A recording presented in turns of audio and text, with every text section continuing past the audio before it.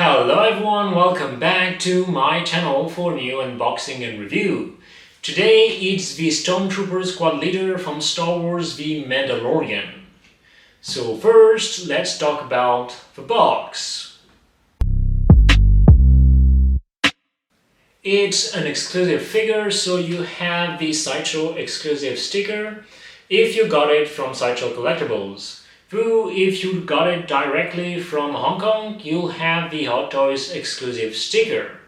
As for the box itself, it's the same as the other Star Wars figures, which means it's a black box with at the center a picture of a figure and the Star Wars logo. Then you also have the colored strip. For the Mandalorian figures, it's an orange brownish colored strip. You also have an additional picture of the figure there and another one on the side. Then when you remove the first part of the box, you also have a promotional picture of the figure and then the figure. So first, let's take a look at the accessories and then we'll talk about the figure. There isn't many accessories with this figure, but unlike the two Stormtrooper figures that were released not long ago, Hot Toys did include both a thermal detonator and a second weapon with the Stormtrooper squad leader. So you get the E22 double-barrel blaster rifle plus the E11 blaster. Now that's how you do it. First, let's take a look at the display base. Without any surprises, the display base we get here is the sandy one with footprints. Hot Toys loves using it, especially for figures from The Mandalorian. I already have 7 display bases like this one in different shades of color.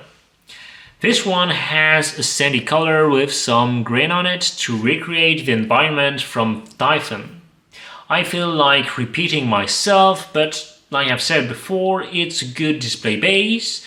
I like the sandy texture on it, but it could be much better if they removed the footprints. If you don't put the figure exactly on the footprints, it does look a bit weird.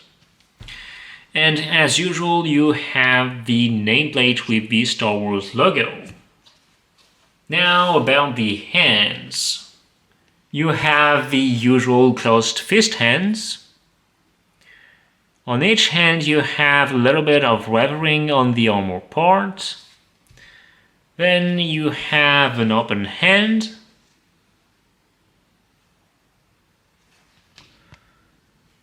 Two hands to support the weapons.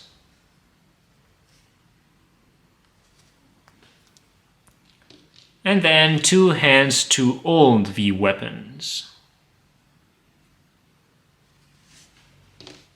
As for the weapons, the thermal detonator works with magnets, which means you can attach it to the back of the figure. And the 2 blasters, it's simply repacks of previous figures. It's a great work by Hot Toys with a subtle weathering.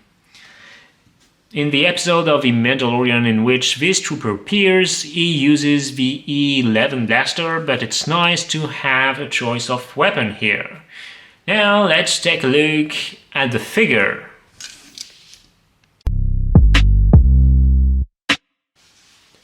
It's my first Stormtrooper Hot Toys figure and I am really happy with it. It definitely won't be my last. Actually, I am getting a second Stormtrooper very soon, as I am waiting to receive the Artillery Stormtrooper from The Mandalorian. The Rogue One Stormtroopers have the best helmet design, so I am glad for The Mandalorian they kept the same design. This figure looks really great and I do love the small weathering on the shiny armor. It's a beautiful mix. Just like the Stormtroopers and the Clone Troopers, the undersuit is entirely made of fabric, so you can get some great poses with this figure. Plus, you can adjust the armor parts to give you better articulation.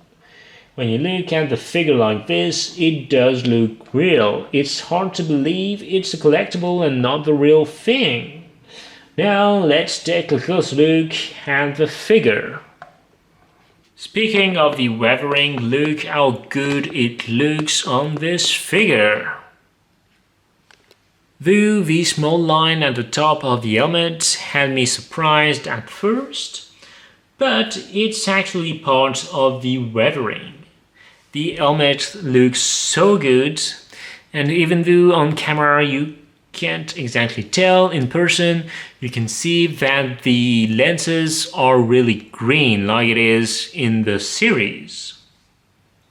The pauldron is made of pleather and it's actually removable, so you can transform it into a simple Stormtrooper, meaning you can armor build this guy if you want. You just have to remove the helmet and then you can remove the pauldron. Though I do hope that Hot Toys will release a simple Stormtrooper from the Mandalorian later on, because if you do army build this one, they will all have the line at the top of the helmet, so it might look weird if you don't repaint it a little bit on some of them. Anyway, that's a good surprise. For the thermal detonator, you can attach it here at the back. Like this, it's really simple. In terms of articulation, the head can look up, look on the side, look down. So because of the pauldron, it's a little bit limited, but you can still have a pretty good articulation range. Now for the rest of the figure, you can move the arms like this, like this, like this. You can move the hands, the legs can move like this, same for the knees, and the feet can also move. Now let's see some poses.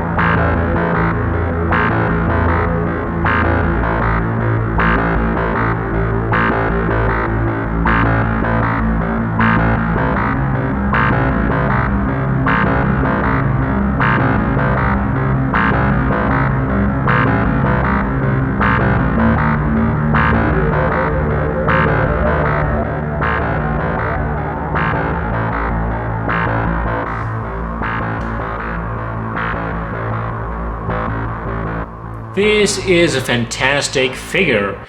It's like a real Stormtrooper made in figure format.